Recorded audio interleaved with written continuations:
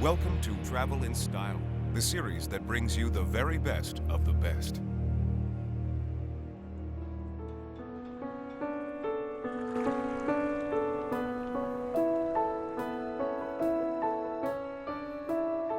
Renowned for its glitzy parties, luxury yachts, and tax-free benefits, Monaco is a truly unique and seductive place.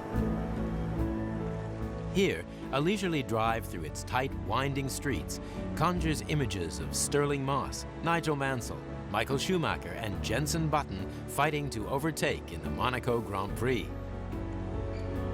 Remarkably, this tiny country is only 2 kilometers square, and yet every corner and every vantage point offers wonderful surprises.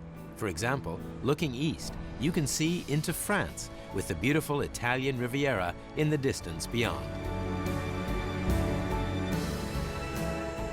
It's a fairy tale town, for it's here that Grace Kelly, after meeting Prince Rainier III while filming the Alfred Hitchcock classic To Catch a Thief, had a magical wedding and became Princess Grace of Monaco.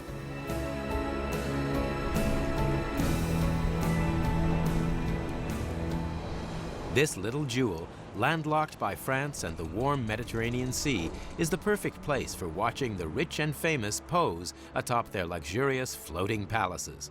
It's a place for lazy strolls, outdoor snacks, and cold French beer. In this part of Europe, the summers are long and idyllic. The short winter season is mild, allowing for woolly jumpers by day rather than the thick, heavy coats needed in northern Europe.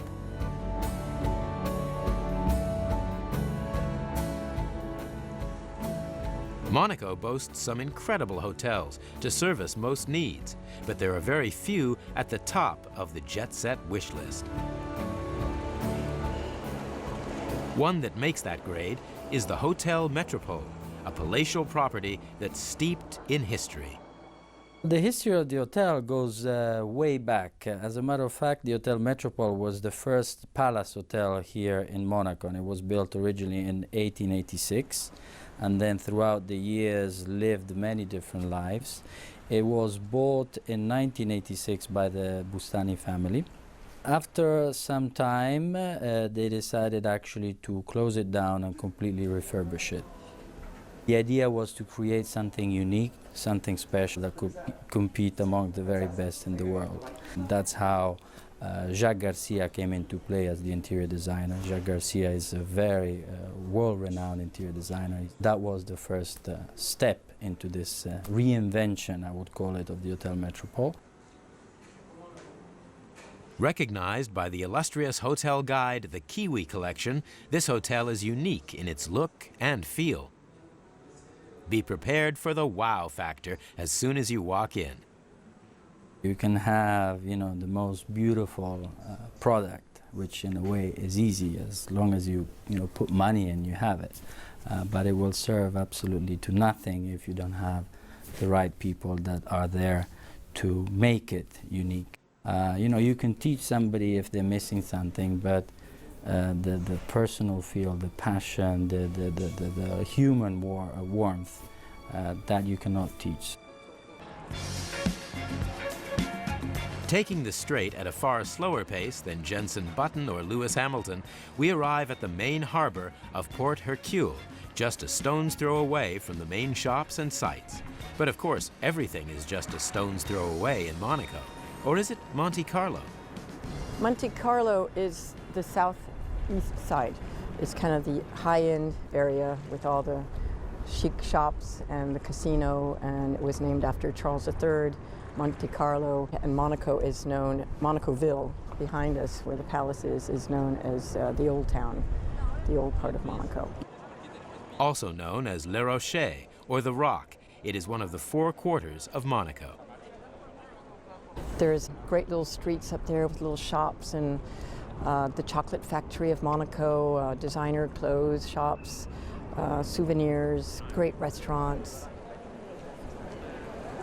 It's where the cathedral is, the Monaco Cathedral. Used to be St. Nicholas Church, where Princess Grace and Rainier were married, and now they're buried. Most of the princes from Monaco were buried there.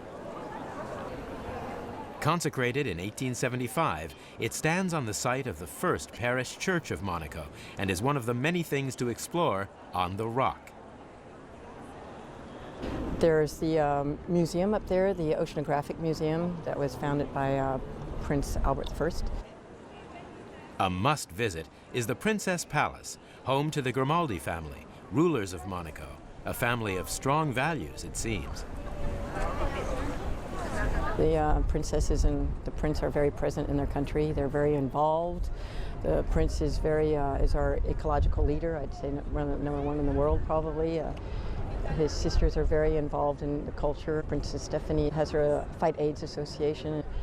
They're just really down-to-earth people. It's just here you can run into them everywhere, very friendly and very accessible.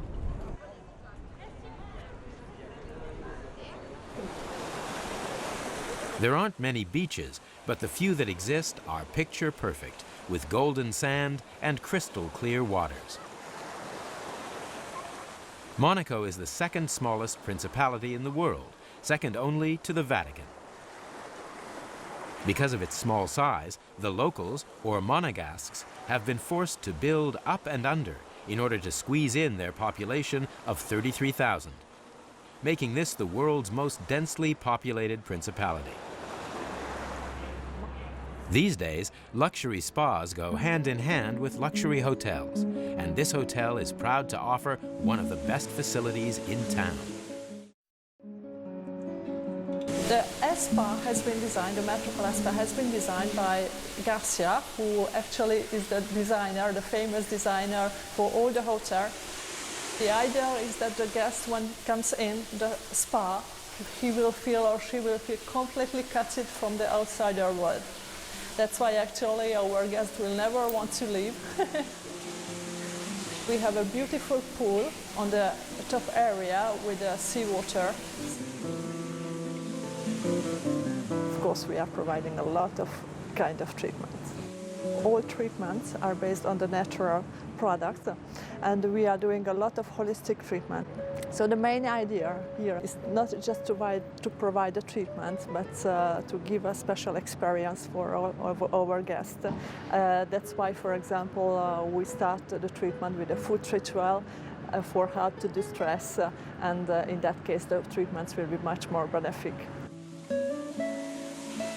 For the people living in Monaco, it's something very important to have a very high quality spa here, who provides very high quality treatment and something completely different than the usual spa does.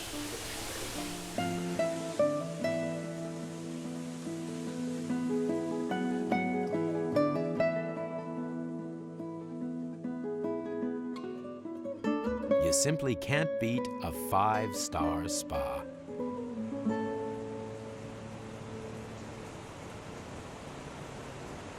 The hotel changes its feel around 4 to 5 times a year, with whether it's to do the flower decoration, with cushions in the room, and with all the glassware and silverware in the restaurants. There's an hotel that is in continuous evolution. This is complemented with our sound director that changes the music according to the mood of the hotel.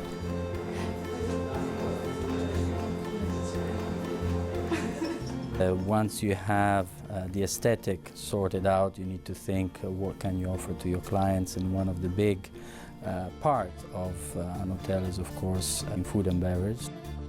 Joël Bouchon has been voted Chef of the Century by Guide Millot. Today is the chef that holds the most Michelin stars in the world. He has a total of 25. He's helping us out with everything that is to do with our kitchens. He said what is important is that we have a restaurant which is accessible, where quality of food is phenomenal. However, the service style and the ambience is very easygoing. It's very, yes, professional, however friendly, not trying too hard to make it something which is not. It's highlighted by the fact that we have an open kitchen. There is a great exchange of energy between the room and the kitchen, and it makes it a very, very, very unique experiences.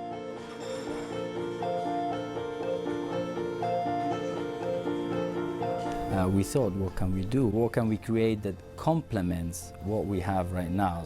And together we agreed to do a Japanese restaurant. We wanted to give, in terms of style and decor, something different. So it's much more contemporary, with very bright, shiny colors. So it has a much more eclectic and modern appeal. Keeping the principles of the other restaurant, meaning an open kitchen where there is an exchange. You know, you can see the sushi man preparing the sushi à la minute, and you're there. By the way, the little black bears that made a few appearances are the much-loved Yoshi mascots. Taking a stroll from one end of Monaco to the other can be done in under an hour, but there are easier ways. When people arrive from Nice airport to be in Monte Carlo, we can also make some transfer with a very nice Rolls Royce. Isn't this a delightful way to go window shopping? Also transfer by air, we have a very nice company, it's Elia Monaco. The flight is just 7 minutes, and between this flight they can see all the coast.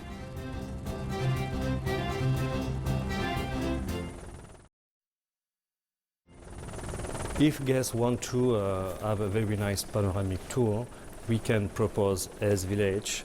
Heading southwesterly along the coast and into France, you come across the medieval village of Ise, located 1,400 feet above the sea on a rock overlooking the fantastic Côte d'Azur coastline. We have a very nice restaurant like La Chèvre d'Or with a very nice terrace. We have one part the view on Saint-Jean-Cap-Ferrat. On the other part, you have the view on Italy coast. That's very nice for guests.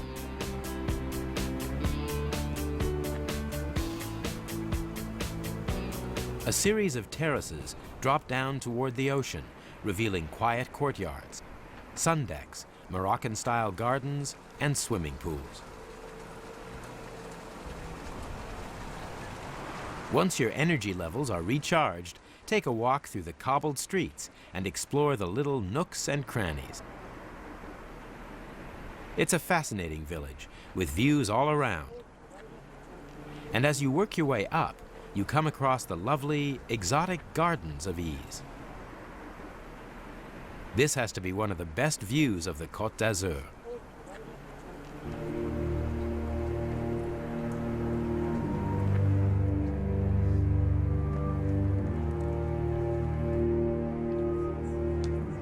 The view of Ise, looking back up to the village from Saint-Jean-Cap-de-Ferrat, is equally impressive. Wow, what an incredible landscape.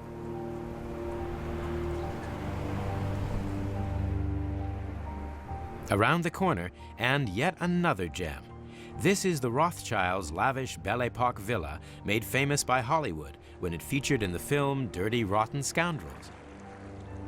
Nestled in the crystal-clear waters of the Bay Villefranche is the small village of Villefranche-sur-Mer, hailed as the jewel in the crown of the Côte d'Azur. It's no secret that jewels attract celebrities, and this petit bijou town is no exception. Both Tina Turner and Catherine Mansfield chose to live here, along with Keith Richards of the Rolling Stones, who recorded the 1972 album Exile on Main Street while at home right here. Those heady rock and roll days have passed, leaving this little fishing village peaceful and tranquil. It's the perfect place to stop and enjoy a chilled glass of Sauvignon Blanc as you watch the world go by. No matter what your preference, there's no doubt that Monaco is a special place, and no more so than when the sun sets and we move into the twilight hour. As we say goodbye to our hotel, the temptation is simply to stay and continue with the magic. And of course we would, if another fabulous world-class location was not beckoning us. Perhaps, though, it's a good time to leave, as Monaco has a melting effect on the credit card. But of course you wouldn't expect anything less for splendor such as this. Monaco is certainly a place to revisit time and time again, whether for the Grand Prix or to shop, to gamble, or simply admire its majesty.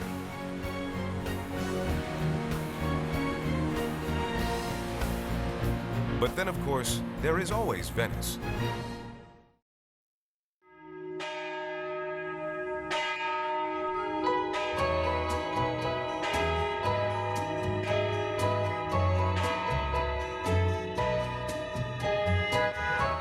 Take a line through the north of Italy, from the west coast to the east, and arrive in a city that seems to float on water.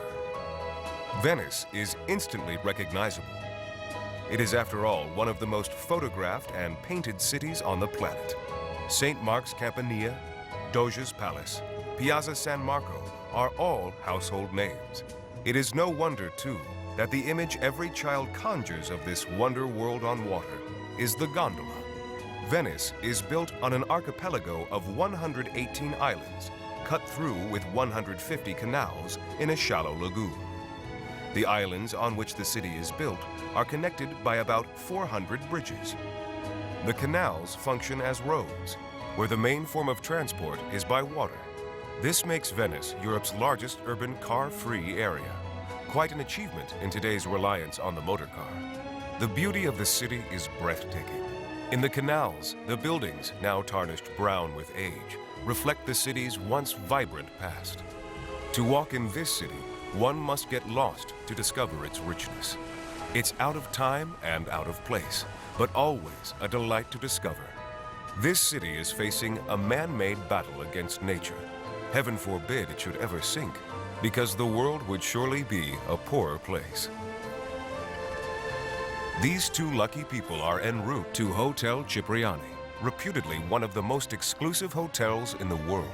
Based on the island of Giudecca, a 3-minute boat journey from San Marco, it's unashamedly expensive, offering the very best of Venetian hospitality.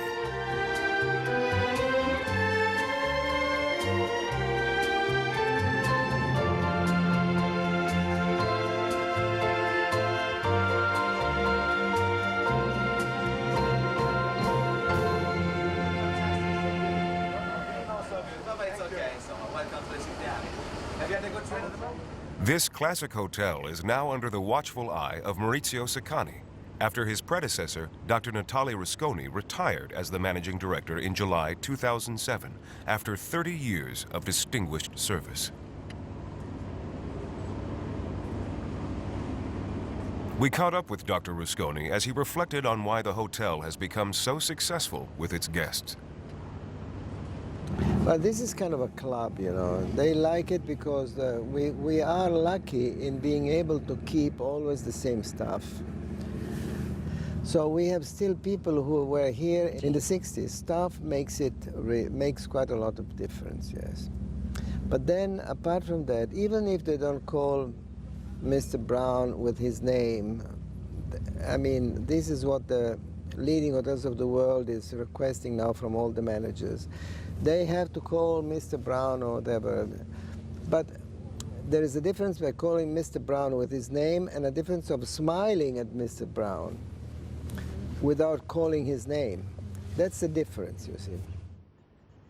In 1956, Giuseppe Cipriani, the owner of the famous Harry's Bar in Venice, decided to build a hotel within easy reach of St. Mark's Square, but far enough away to guarantee peace and privacy. The 3 daughters of the second Earl of Iva, the head of the Guinness family, soon became his partners, and within 2 years, the hotel opened its doors. See, Mr. Cipriani was a poet, but he didn't believe in air conditioning. We had to put it in later. He didn't believe in many modern things, but he said, I want all my rooms overlooking something. I don't want rooms overlooking courtyard.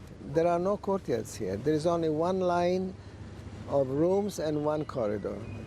But they all look either gardens or lagoon. In 1968, what was to be the only swimming pool in Venice was added, but it was much bigger than planned. It is actually apparently right, yes, because the Guinness were kind of not very accurate about it. And the former manager, I mean, they said meters instead of, they said actually meters, making them believe they were the feet. So when they found that there was a lake here, they said, goodness me, what did we do?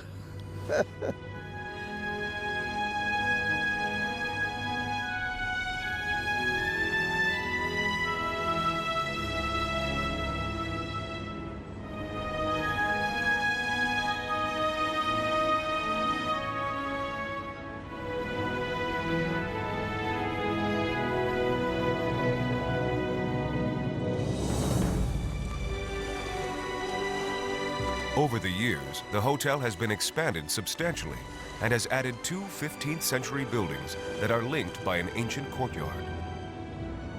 The Palazzo Vendramin and the Palazzetto offer the ultimate in privacy, with apartments that have the most breathtaking views across the lagoon to San Marc Square.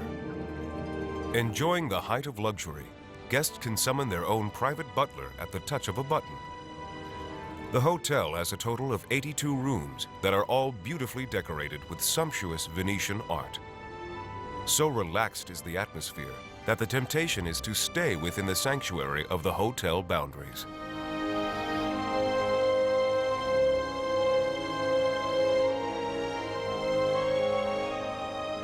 But just a quick glance across the Giudecca Canal is enough to draw you back into the wonderful world of Venice itself. The connecting hotel boat service is free and runs for 24 hours a day, allowing you time to see the sights, shop, and of course, to explore the hundreds of alfresco bars, restaurants, and cafes. Venice is very romantic at night, with open-air orchestras, classic theater, and opera. Vivaldi was born in Venice, and his concerts can be found in many churches throughout the town. Venice is a city of arts, classical music, and of course, the Carnevale, the annual masquerade party. But during the year, Venice hosts many festivals, parties, and private functions with the kind of gala glamour that simply could not be achieved outside of Italy.